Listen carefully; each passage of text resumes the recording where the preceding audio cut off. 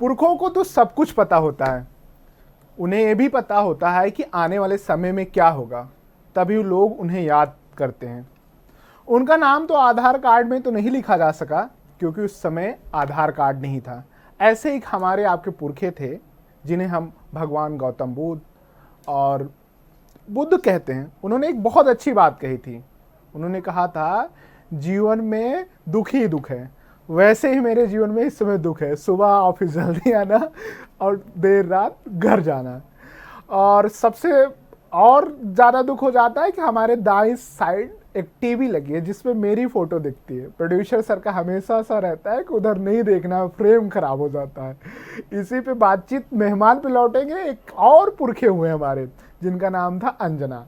उन्होंने ईश्वर फिल्म में एक गीत लिखा, एक सुक्ति थी कि सबसे पहले दुख आता है, उसके बाद सुख। सुख इस बात का है कि बॉलीवुड के ऐसे कलाकार से हम बात करने जा रहे हैं, अपने पेशे की वजह से, जिनके साथ बातचीत पे बहुत सारे माया नगरी के चकाचौंध की चमक से लेके हर चीज़ आप तक पहुंचेगी। आज हमारे साथ आईबी 71 फिल्म 12 मई को रिलीज हुई, उसके एक कलाकार हमारे साथ जुड़ रहे हैं। सर, आपका हिंदी खबर पर बहुत बहुत स्वागत है।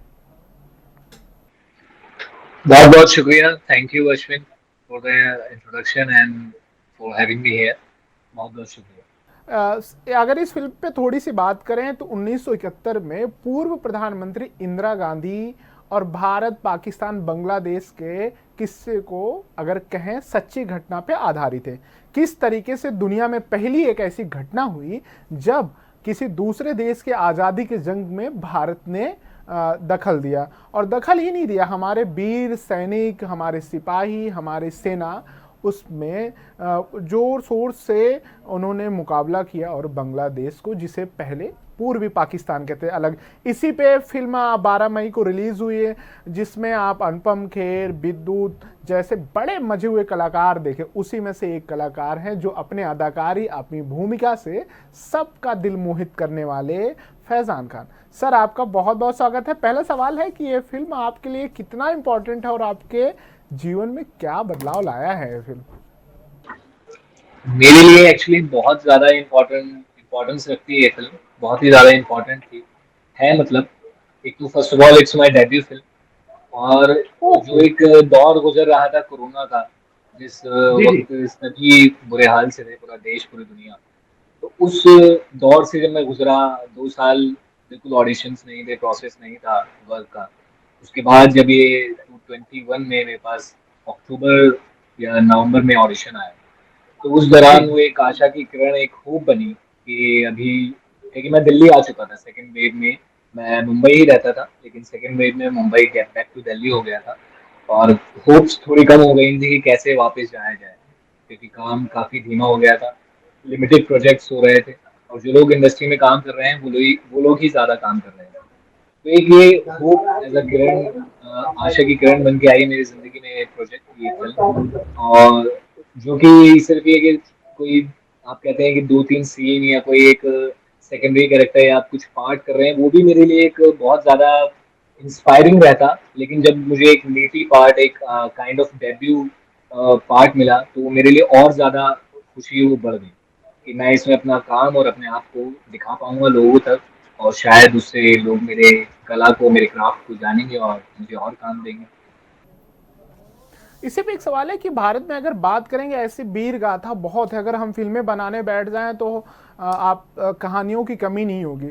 आपको जब इस फिल्म के बारे में पता चला, जब आप तक स्क्रिप्ट आई, तो क्या जहन में चल रहा था? और जब आपने देखा कि अनुपम खेर साहब और विद्युत जैसे कलाकार, मजे कलाकार हैं, और डायरेक्शन जिनके निर्देशन में फिल्म बन रही, तो क्या चल रहा था? और फिल्म का ऑफर आने के बाद कैसा उत्साह था? और कुछ ऐसा ऐसा वाकया भी बताइएगा, हमारे दर्शक जानना चाहेंगे। सेट पे जब पहली बार आप गए थे, इतने बड़ा कलाकार जिन्हें देख के हम बड़े होते हैं, जिनसे मैंने सिनेमा सीखा है, उनके साथ काम करना, और ऐसा कोई फनी वाकया जो हमारे साथ शेयर करना चाहे हमारे दर्शकों के साथ।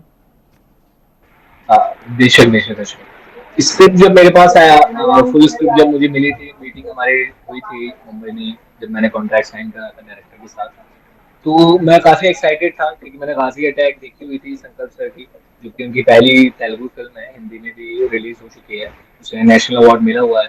तो आई वाज सो एक्साइटेड कि हाँ मुझे एक, मैं चाहता था कि मुझे कोई पहला काम ऐसा मिले जिसमें गुणवत्ता हो, जिसमें सेंसिबिलिटीज हो, जिसमें क्राफ्ट हो।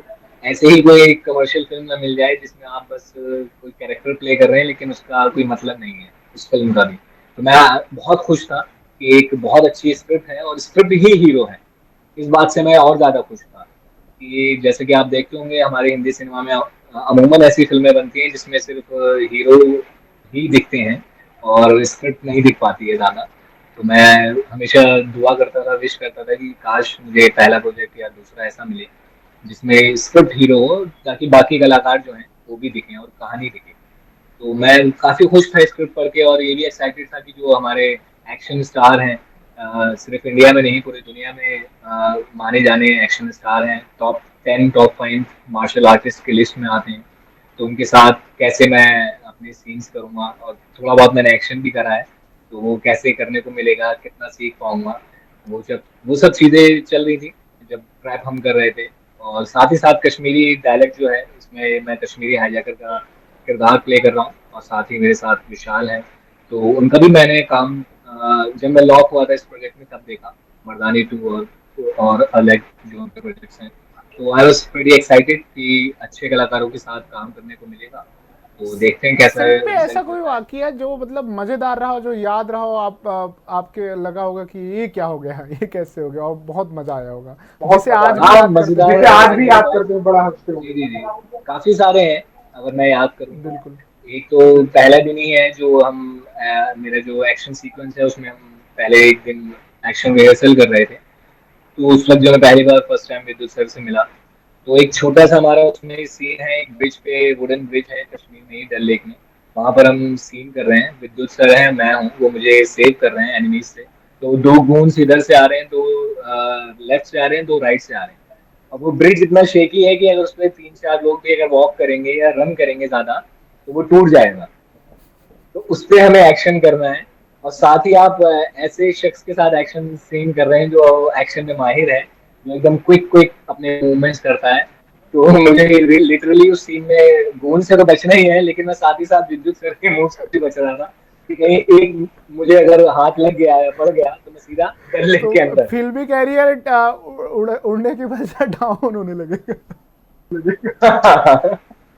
सो ऐसा नहीं हुआ, प्रेजेंस ऑफ माइंड मेरा अच्छा है, तो विद्युत सर भी उससे इम्प्रेस हुए काफी। तो वो सीन था, और एक और बोट सीन है जहाँ पर स्क्रिप्ट में मुझे लिखा हुआ था कि मैं, एक सीन है उसमें एक गन लेने के लिए जाता हूँ, तो मुझे लगा था कि शायद वो लिखा हुआ है तो मैं, कोई राइडर होगा जो मुझे ले जाएगा, तो वो राइड करेगा। और we were shooting over there for almost 20 और 15 डेज, तो हम 15-20 दिन से वहाँ शूट कर रहे थे। किसी ने, ईडी ने मुझे ये खबर नहीं दी कि ये बोट आपको खुद चलानी है। जब शॉट लग रहा है उसके 5 मिनट पहले ही जस्ट मुझे इन्फॉर्म किया गया, चला दी गई कि फैजान आपको ये बोट चलानी है, वहां से सीन में आना है। तो मैंने कहा अच्छा। मैंने कहा अभी तो मैंने चलाई नहीं, मुझे पता नहीं कैसे चलती है। तो मैंने फिर एक्टर्स की वही जो ऑब्जर्वेशन होती है उसको काम में लाना पड़ता है एकदम कोई। तो मैं इतने दिन से आ रहा था, जा रहा था, लोगों को देख रहा था कैसे वो अपनी जो हैंड, चप्पू जिसे कहते हैं, उसको कैसे पकड़ रहे थे, कैसे वो स्विंग कर रहे थे। तो उसको मैंने मेमोरी में रिकॉल करके जल्दी से 5 मिनट में लगा, 5 से 10 मिनट में उसे रिकॉल करके प्रैक्टिस करके तो उसके साथ गो थ्रू। वैसे तो दिल्ली वाले दिल वाले होते हैं, कैसे इतना रैंडम भी पिक कर लेते हैं। और अगर दिल्ली वाले दिल वाले हैं या माया नगरी में जाते हैं तो कैसे अपने आप को वहाँ सामंजस्य बैठा पाते हैं, इस पे आपकी क्या राय है? मुंबई की बात जी कर रहे हैं आप? बिल्कुल बिल्कुल, माया नगरी तो वही। हाँ, असल में मतलब बैठाना क्या, बैठाना पड़ता है एक्चुअली। पहले पहले जो आता है, कोई भी आए, चाहे वो पंजाब से आए, चाहे यूपी से आए, चाहे बंगाल से आए, चाहे बिहार से, तो पहले पहले आप जब किसी भी नई जगह जाते हैं तो अकेले अकेला महसूस करते हैं। और ऐसी जगह जो कॉस्टली भी है तो और ज़्यादा आपको दिक्कत करती है रहने के लिए। लेकिन आप, अब आखिरकार आपका करियर है और आपने मन ही मन ठान रखा है अगर कि आपको कर्म भूमि है, यही करना है जो करना है, तो वो धीरे धीरे गेट टू नो हो जाता है, वो आपको एक आदत सी पड़ जाती है, फिर आपको उससे बेहतर जगह नहीं लगती है। मुंबई से मेरे ख्याल से जो कुछ सिटीज में गया हूँ, उन सब में सबसे खूबसूरत सिटी अगर कहा जाए तो मुंबई है, क्लीनलीनेस के मायने में या सिक्योरिटी के मायने में। उन सब सिर्फ फूड की एक दिक्कत है सबसे बड़ी, जो कि दिल्ली सबसे अच्छी है स्ट्रीट फूड के मामले में। अगर बात करें अनुपम खेर साहब के साथ, कैसा आपकी बॉन्डिंग रही उनसे बातचीत में, क्या ऐसी बातचीत हुई, अगर कुछ सेट के बारे में बताएं। अनुपम सर से तो मैं अभी जस्ट अभी जो हमारी सक्सेस सेलिब्रेशन पार्टी थी उस वक्त ही मिलना हुआ, क्योंकि ट्रेलर लॉन्च पे सर नहीं आए थे, मैं गया था। और स्क्रीनिंग पे सर आए थे तो मैं नहीं जा पाया था क्योंकि मुझे चिकन पॉक्स हो गया था, मैं था मुंबई में ही। तो ये थर्ड टाइम हमारा जो मीट था, उस टाइम हम दोनों ही आए हुए थे, तो उसी वक्त मेरी उनसे मुलाकात हुई थी। उसके अलावा फिल्म फिल्म में हमारे कोई सीन नहीं है जिसमें हम स्क्रीन शेयर स्पेस कर रहे हैं, क्योंकि अनुपम सर और विद्युत सर की अमूमन स्क्रीन स्पेस जो है एक साथ है। तो अच्छा रहा, उनसे मिलके अच्छा लगा। और इतने सालों से अभी मैंने कुछ हाल फिलहाल में ही पहली बार डीडीएलजे सिनेमा हॉल पे देखी थी, तो वो करेक्टर और जो अभी उन्होंने हाल में 1971 में करा है, तो वो रिफ्लेक्ट हो रहे थे जो इतने आज तक सालों में उनको देखा है। वेडनेसडे और भी बहुत सारे खूबसूरत काम है जो उनके, डैडी फिल्म है वो, तो वो सब रिफ्लेक्ट हो रही थी बातें करके, उनसे काफी अच्छा लगा, सीखने को अच्छा, मिला। ये मैंने पढ़ा है कि आप किताबें भी लिखते हैं, 2 किताबें आपने लिखी। किताबें लिखते लिखते कहाँ ये फिल्मी दुनिया में अभिनय का मतलब जुनून चढ़ गया, आप कैसे, ये इसके बारे में थोड़ा बताएं, जरूर हमारे दर्शक जानना चाहेंगे। जी जी, नहीं एक्चुअली किताबें तो नहीं लिखता हूँ मैं, लिखता हूँ तो वो नहीं, प्रिंट हो आपकी जाती 2 हैं। किताबें हैं, उनके बारे में भी मैं जानना चाहूंगा, और किसके ऊपर लिखी गई। एक शायद बंदर है और दूसरे के बारे में आप बताएंगे तो बेहतर बताएंगे। इसका एक्चुअली मैं 2013 में अपना सफर शुरू करा था अभिनय का। 2013 में मैंने थिएटर ग्रुप ज्वाइन करा था। वहां पर हमें एक एक्सरसाइज दी जाती थी होम प्रोडक्शन की, क्लासरूम प्रोडक्शन की। वहां पर हमें प्रेमचंद है, मंटो है, इसमें चुगताई है, धर्मवीर भारती, तमाम जितने भी हमारे राइटर्स रहे हैं, उनकी कहानियां हमें दी जाती थी, उन्हें हमें नाटक में रूपांतरित करना होता था। तो उस रूपांतरण का जिम्मा एक्चुअली अपने जो मेरे बैच थे, जो मेरे क्लासरूम्स थे, बैचमेट्स थे, उसमें जिम्मा शायद मैंने ले रखा था। तो मैं जल्दी आ जाता था यार घर पे, उसको ट्रांसलेट करता था नाटक के रूप में, कहानी को, कि कौन सा डायलॉग है, इसको कितना हम चॉप कर सकते हैं, और उसको जो डिस्क्रिप्शन है उसको हटा देते हैं और उसको लाइन बाय लाइन कर देते हैं। तो वहां से वो आदत पड़ी, 2013-14 तक वो मैंने करा। तो वहां से थोड़ी थोड़ी पोइट्री लिखने की स्टार्टिंग हुई, शुरुआत हुई। फिर 2015 में मैंने मुकम्मल अपनी एक पहली कहानी लिखी, जिसका नाम था मैं की नाव कौन का किनारा, जो कि एक बंदर कहानी संग्रह है, उसमें है भी वो कहानी। और उससे भी पहले एक कविता संग्रह आया था, रंगों में बेरंग, जो कि 2017 में प्रकाशित हुआ था, और बंदर 2020 में प्रकाशित हुआ है। और एक नॉवल है जो कि अभी पाइपलाइन में है, वो भी जल्द ही शायद प्रकाशित होगा। ये तो किताबों की बात होगी। अगर मैं बात करूं, ऐसा अब तो आपकी मूवी आ गई है, लोग आपको सोशल मीडिया पे ढूंढ रहेंगे, ऐसा कोई फैन मोमेंट हो जिसे आप सामने या मैसेज से असहज फील किए हो, खास करके फीमेल का, ऐसा कुछ वाकया हुआ तो हमारे दर्शकों को जरूर बताएं, क्योंकि अक्सर ये देखा जाता है। जी जी, नहीं अभी फिलहाल तो अश्विन जी सच बोलूं, मैं ऐसे कोई कहानी बना के तो बोलूंगा नहीं, ऐसा कुछ नहीं हुआ है। क्योंकि फिल्म भी एक्चुअली आपको पता ही है, केरला स्टोरी और फास्ट एक्स, दो बड़ी बड़ी फिल्में हैं जो बॉक्स ऑफिस पे काफी अच्छी उन्होंने कलेक्शन करा है। और उसी दौरान IV71 आई है, तो उसकी वजह से उसकी काफी कम कलेक्शन हुई है। लेकिन जो तमाम, अभी मैंने कल ही एक पोस्ट पढ़ी थी कि कुछ 12 मई से और अभी तक 17 हिंदी फिल्में रिलीज हुई हैं, उसमें से एक लौती IV71 है जो बॉक्स ऑफिस पे सरवाइव करी है, बिल्कुल। जिसने अच्छा कलेक्शन कलेक्ट करा है। तो उसकी वजह से इतना रीच आउट अभी नहीं हुआ है ऑडियंस पे, लेकिन गुड वर्ड ऑफ माउथ की वजह से फिल्म स्लोली स्लोली स्टडी तरीके से चल रही है। लेकिन यहाँ एक जरूर किस्सा है, मैं भी सक्सेस पार्टी में ही था, सेलिब्रेशन पार्टी में। तो विद्युत सर के एक फ्रेंड है, तो उनसे कुछ ऐसे ही बात चल रही थी कि उन्होंने कुछ अभी हाल फिलहाल में कोई फिल्में देखी होंगी तो उन्हें कौन पसंद आई। आईडी का जिक्र कर रहे थे, और एक जुबली सीरीज जो आई है अमेज़न पे, उस पे तो मैं जुबली पे ही बात करने लगा कुछ। तो उन्होंने बातों बातों में ऐसे ही पूछा कि आप भी हैं क्या फिल्म में? तो मैंने कहा जी मैं भी हूँ। तो उन्होंने कहा कौन से किरदार में? तो मैंने कहा वो दो आइजा कर रहा है ना, एक दूसरा वाला जो एक विशाल प्ले कर रहा है। तो वो एकदम से उन्होंने विद्युत को सर को बुलाया, विद्युत विद्युत कम कम कम। उन्होंने कहा यही वो लड़का है जिसके लिए मैं तुझसे लड़ रहा था पूरी पार्टी में। कह रहे स्पेशल स्क्रीनिंग थी विद्युत के घर पे, हम 5-6 दोस्त थे, तो हम लोग देख रहे थे।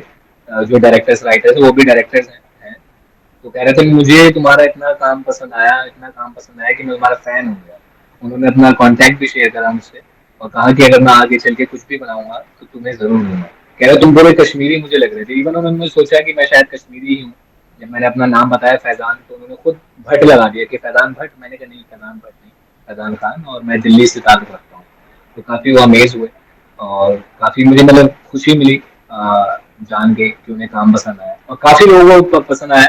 कुछ लोग कश्मीरी लोग हैं जो जम्मू के हैं, कश्मीरी पंडित हैं, उन्होंने मैसेज करा, कमेंट करा नहीं कि बिल्कुल, आपका जो उसमें कैरेक्टर। आपने जिस तरीके से किरदार को बखूबी निभाया है वो तो लाजवाब है, वो स्क्रीन पे दिखता है। मैं अगर बात पूछूं कि फैजान तो वहां तो प्लेन हाईजैक कर लिए, अगर इनके दिल को कोई अभी तक हाईजैक कर पाया कि नहीं कर पाया? अगर कर पाया तो इशारों इशारों कुछ ऐसी कहानियां बता दे जो शायद आपको चाहने वाले और हमारे दर्शक को भी एक क्लू मिल जाए। जी जी, नहीं दिल को तो हाईजैक कर पाए हैं, कर चुके हैं। अच्छा। रिश्ता हमारा मुकम्मल है। बाकी वाह। ज्यादा तो मैं थोड़ा बधाई। इंट्रोवर्ट हूँ, तो इस बारे में ज्यादा बात नहीं कर पाऊंगा। तो काम के इर्द गिर्द या उसके आपके रिलेटेड बात सोशल कर। मीडिया अकाउंट फिर सारे तो आपके साथ साथ मैडम के पास भी शेयर होंगे, तो थोड़ा बचा के रखिएगा क्योंकि आप फैन बड़े क्रेजी होते हैं। खाली समय में क्या करते हैं आप? खाना बनाना पसंद है या और भी चीज़ें क्या क्या करते हैं आप? जी, खाना मैं बना लेता हूँ। कल ही मैंने भिंडी दो प्याजा बनाया था कल रात डिनर में, क्योंकि अभी फिलहाल मैं मुंबई में हूँ, तो यहाँ तो खुद बनाना पड़ता है। घर पे ही बनाता हूँ, ऐसा नहीं। तो खाना बना लेता हूँ, पसंद ही है मुझे। लेकिन जब मूड होता है, ऐसा नहीं कि रोज अगर कहा जाए तो शायद रोज में दिक्कत हो। रोज अगर कोई भी आपका काम करना पड़े तो उसमें दिक्कत मुझे महसूस होती है। इसलिए शायद मैं आर्ट फॉर्म की तरफ जाना चाहता था कि रोज डेली की जॉब ना करनी पड़े। उसके अलावा मैं रीडिंग करता हूँ, बुक्स रीडिंग करता हूँ, और अगर कुछ लिखने का मन है तो थोड़ा बहुत लिखने की कोशिश करता हूँ, जो कि काफी कम करता हूँ, जो कि करना चाहिए ज्यादा। और अगर कोई अच्छा कुछ शो या वेब आता है फिल्म, तो देखने की कोशिश करता हूँ, जो कि बहुत ज्यादा कम हो गया है। सोशल मीडिया का टाइम, जी बिल्कुल, सोशल मीडिया का टाइम है। ऐसा कोई ट्वीट याद हो या ऐसी कोई पोस्ट हो जो आपके बारे में लिखी हुई हो, ऐसा कोई चीज़ें पढ़ी हो जो आपको बड़ा यूनिक लगी हो कि सोशल मीडिया एक ऐसा माध्यम है, लोगों से जुड़ सकते हैं, बात रख सकते हैं, वहाँ अपने आप टैलेंट को भी दिखा सकते हैं? ऐसा कोई आपके साथ किस्सा हुआ है? सॉरी, मैं स्टार्टिंग मैंने में कहा समझ कि नहीं पाया। सोशल मीडिया का टाइम है, लोग बहुत एक्टिव रहते हैं आजकल, तो बहुत सारे टैलेंट भी दिखते हैं और बहुत आपके अंदर अगर कुछ लिखने के या करने दिखाने की चीज़ें हैं तो सोशल मीडिया पे वायरल होती हैं। ऐसा ऐसी कोई चीज़ आपके अब तक लाइफ में सोशल मीडिया पे जो आपको लगी हो कि बहुत अच्छी है, या आप वहाँ आपके पास ऐसे कोई मैसेज मिला हो फैन की तरफ, या वैसे भी आप स्क्रॉल करते हुए देखे हो, तो ऐसा कोई किस्सा हो तो आप थोड़ा शेयर करें। अच्छा, आप बोलना चाह रहे हैं कि मैंने अपना वर्क, कोई पोइट्री या कुछ कहानी शेयर करी हो, बिल्कुल एग्जैक्टली। कुछ अपना बिल्कुल। कंटेंट शेयर करा हो सोशल मीडिया। एक्चुअली अश्विन, मैं ज्यादा सोशल मीडिया पे शेयर नहीं करता हूँ, क्योंकि आपको पता है बुक के फॉर्मेट में अगर कोई चीज आ रही है, पोइट्री या कहानी, तो पोस्ट करना मुमकिन ही नहीं है सोशल मीडिया पे। कविताएं आप कर सकते हैं। हाँ, तो कविताएं लोगों को पसंद आती है। जिन लोगों को पसंद आती है वो पसंद आती है, मैसेज करते हैं, कांटेक्ट करते हैं, पब्लिश करते हैं, इधर उधर लिखते हैं, यूज करते हैं। एज सच मैं अगर कुछ बोलूँ तो ऐसा तो कुछ नहीं, इंसिडेंट ऐसा कुछ नहीं है। अब मैं अगर बात करूं आपके फेवरेट एक्टर की, अगर मेल की बात करें तो कौन है आपके जिन्हें आप लगता है कि आइडल मानते हैं बहुत? नाउ राइट नाउ अगर मैं नाम करूं, काफी है एक्चुअली, तो कुछ का नाम ले सकता हूँ मैं, दो तीन जो मेरे जहन में अभी आ रहे हैं, क्योंकि बहुत जी सारे बिल्कुल। हैं जो मुझे काफी पसंद है। धानुष हैं, फहद फासिल, विजय सेतुपति, और और, और शायद ये अभी जो मेरे जहन में आ अगर रहे हैं। बात करें वही अभिनेत्री की, तो किनको देख के खान साहब का दिल बाग बाग हो जाता है, दिल्ली वाले ऐसा कोई मोमेंट? अभिनेता जैसे मैंने बताया बहुत सारे हैं, ऐसी अभिनेत्री भी हैं। तो अब ऐसे कोई मतलब मैं कैसे बताऊं। आलिया भट्ट हैं जिनका मुझे काम पसंद है, कंगना रनौत हैं जिनका मुझे काम पसंद है, अभिनय पसंद है। और हिंदी सिनेमा में तो मुझे अभी फिलहाल में कंटेम्प्रेरी जो है, आप तो उन्हें बड़े बस्ती आप बस्ती आप देख, बड़े अभी बस्ती मैंने बस्ती जुबली देख। देखी थी, तो वामिका गबी बिल्कुल है। हाँ, उसमें उन्होंने बहुत अच्छा काम किया। आने वाले समय में हम किन प्रोजेक्ट में आपको देख रहे हैं, हमारे दर्शक जानना चाहते हैं। कौन कौन से आपके अपकमिंग प्रोजेक्ट हैं या किस तरीके से? जी जी। अभी कुछ ऑडिशंस दिए हैं मैंने।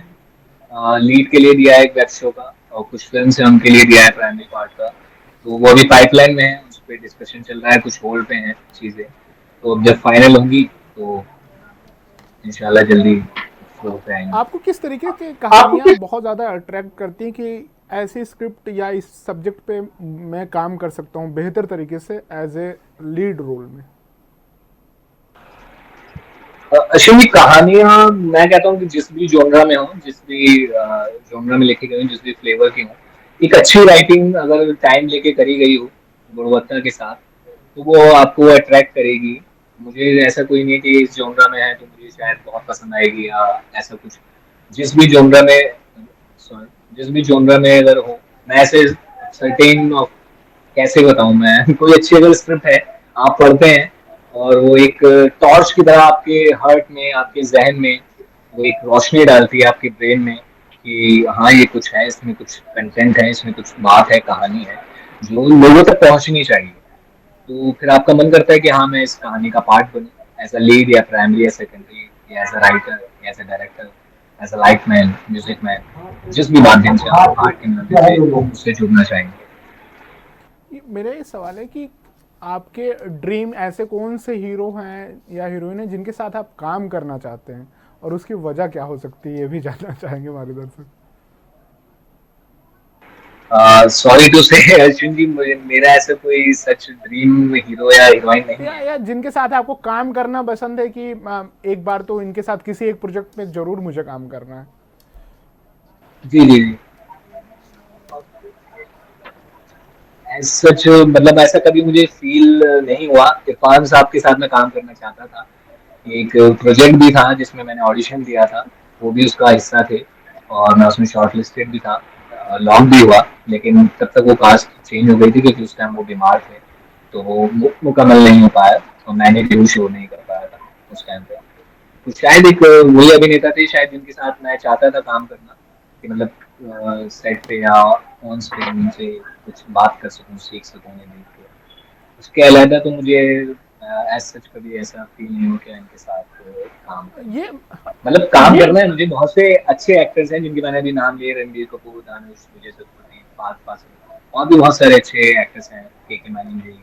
ओटीटी, अगर मैं बात करूं अगर मैं बात करूं ओटीटी के आने के बाद आप किस तरीके से देखते हैं कि प्रोडक्शन में या डायरेक्शन में या नए जो हमारे लीड रोल में करना चाहते हैं कलाकार, उनको मौके ज़्यादा मिले? ओटीटी कितना बढ़िया प्लेटफॉर्म रहा या कितने मौके दे रहा है नए यूथ को, इसके बारे में आपका क्या कहना? ओटीटी बिल्कुल बेशक एक फ्रूटफुल चीज है आर्टिस्ट के लिए। एक नए दौर का एक सेंसेशनल चीज है जो जिससे आप एक्चुअली क्या है एक्चुअली, पहले क्या होता था, स्क्रीन्स होती थी, मल्टीप्लेक्स भी नहीं होते थे, तो आपकी फिल्म तभी लग पाएगी सिनेमा हॉल पे जब उसमें बड़े स्टार्स होंगे, कोई बड़ा प्रोडक्शन हाउस होगा, तभी आपको शो मिल पाएंगे।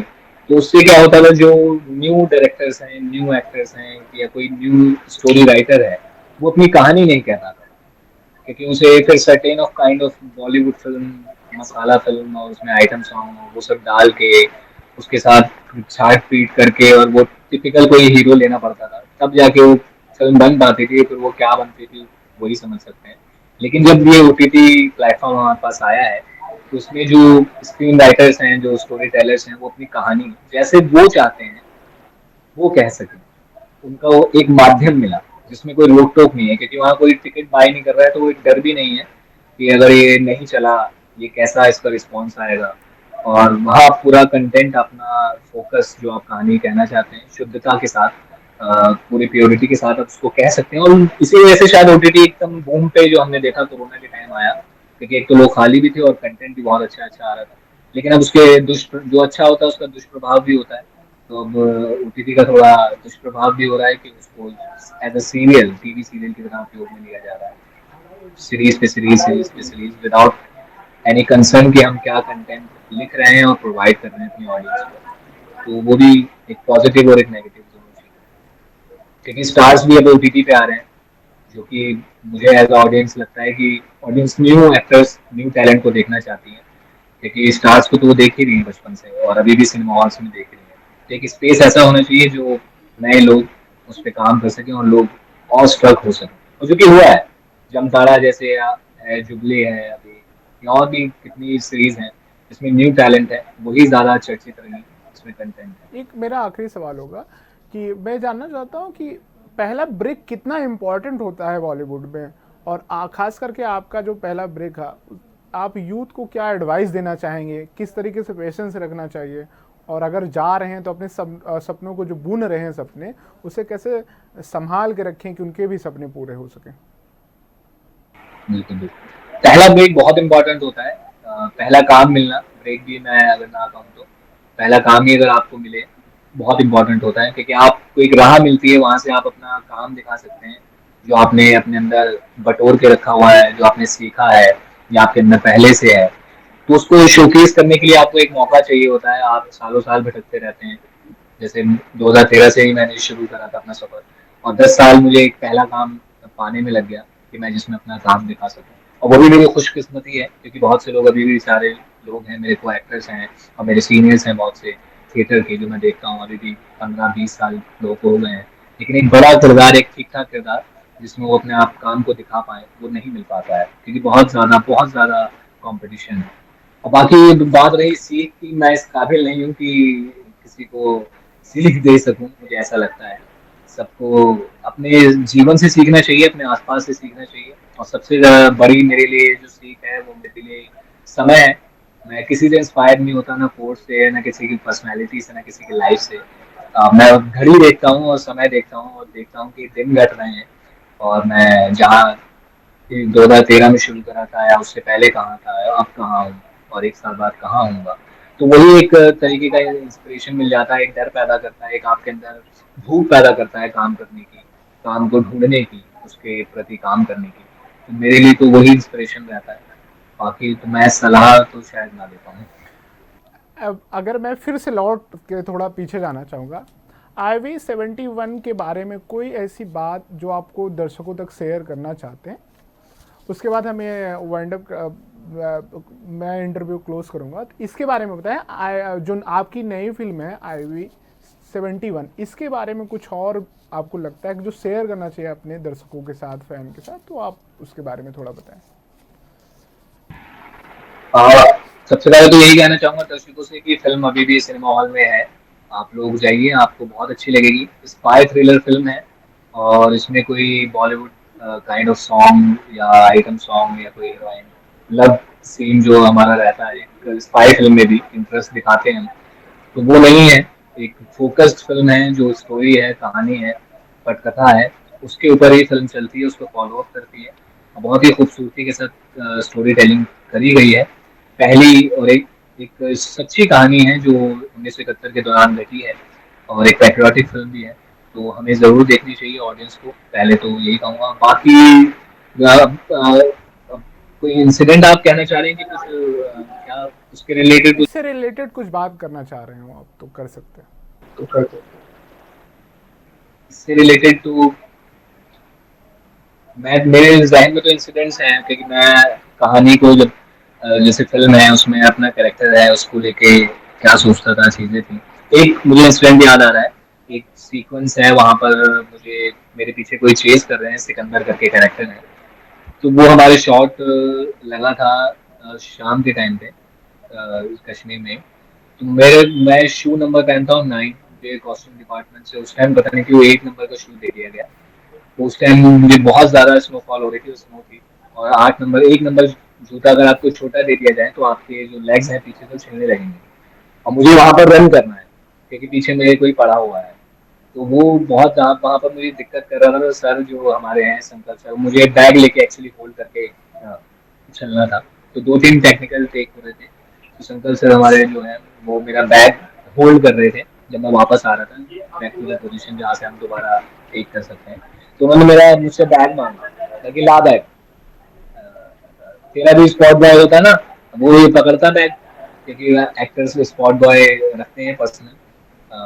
मैंने कहा सर आप अगर मुझे 2-3 फिल्में दे दें तो मैं भी रख लूंगा पर्सनल स्पॉट बॉय, वो हैंडल कर लेगा मेरा बैग। तो हंसने लगे, कह रहे साउथ में फिल्म करेगा। मैंने कहा क्यों नहीं करूंगा, अगर आप ऑफर करेंगे, अच्छा किरदार होगा तो बेशक ना करूंगा। तो एक ये छोटा सा जेस्चर था उनकी तरफ से, हौसला अफजाई का, और मुझे कॉन्फिडेंस मिलने का कि उनको काम पसंद आ रहा है, और इतने हम्बल है वो कि उन्होंने जेस्चर करा। अगर मैंने तो अभी तक और जो काम करा है उसमें अपने डायरेक्टर जो है इतने हम्बल नहीं देखे अभी तक। तो ये था। और बाकी हम लोग चेस खेलते थे, मैं संकल्प सर के साथ चेस खेलता था जब हम साइड पे नहीं होते थे। विद्युत सर को मैं कविताएं सुनाता था डल लेक से जाते हुए, या कहीं और हमारा शूट हो रहा है जब हम फ्री हैं, तो वो कहते थे हाँ भाई सुना, क्या सुनाना है दूसरा। और मैं कभी कुछ अगर उन्हें कुछ समझाने की कोशिश करता था तो वो डपट देते थे मुझे, और ऐसे देखते थे, कहते थे समझाने की कोशिश मत करो, मुझे समझ आ रही है। तो वो मेरे लिए अमेजिंग था। मैं सोचता था कि बॉडी बिल्डिंग है, मार्शल आर्ट्स करते हैं विद्युत सर, तो कविताएं और गंभीरता की तरफ शायद थोड़ा कम चीज़ें होंगी। लेकिन जब मैंने उन्हें कविताएं अपनी सुनाई तो उन्हें बहुत ज़्यादा अच्छी लगी, और मुझे भी काफ़ी अच्छा लगा कि उन्हें ये चीज़ अच्छी लगी। तो यही एक्सपीरियंस है मेरा। पहली दफ़ा कश्मीर जाना हुआ तो मेरे लिए अमेजिंग था, स्नोफॉल देखना कश्मीर की। चलिए, कश्मीर की वादियों की जो खूबसूरती है, वैसे आपके कैरियर में ढेर सारी खुशियाँ और खूबसूरती कहानियाँ आएँ और आप बॉलीवुड पे राज करें, अपना एक नाम बनाएं। आई होप हमसे बातचीत करके अच्छा लगा होगा, दर्शकों को बड़ा अच्छा लगेगा। आपको कैसा लगा, इसके बारे में आपकी क्या राय है? मुझे बहुत ज़्यादा अच्छा लगा अश्विन जी, बहुत बहुत शुक्रिया, आपने मेरा इंटरव्यू लिया, यहाँ बुलाया मुझे। और मुझे भी बहुत अच्छा लगा इंटरेक्ट करके, अपने विचारों को व्यक्त करके। तो इंशाल्लाह ज़रूर आगे भी हम दुआ करते हैं कि आगे जल्दी जल्दी मैं प्रोजेक्ट करूँ नए नए, और आपसे मुखातिब हूँ, और बातचीत हम लोग करें नई नई। हमारे हिंदी खबर टीवी के लिए दर्शकों से अपील करिए, आप कुछ मैसेज बिल्कुल बिल्कुल, मैं ज़रूर दरख्वास्त करूँगा अपने ऑडियंस से, दर्शकों से, कि हिंदी खबर को ज़रूर सब्सक्राइब करें, लाइक करें और शेयर करें, और कमेंट करके ज़रूर बताएं कि इंटरव्यू कैसा लगा आपको, क्या अच्छा लगा, क्या बुरा लगा, और मैंने नादानी में क्या क्या गलती करी ये भी ज़रूर बताएं, ताकि आगे से मैं ध्यान रखूँ। Thank you so much sir, हमारे साथ जुड़ने के लिए। ऐसी नई शख्सियत के साथ फिर आपके साथ फिर हाजिर होंगे। तब तक के लिए नमस्कार, धन्यवाद। आप देखते रहें हिंदी खबर टीवी।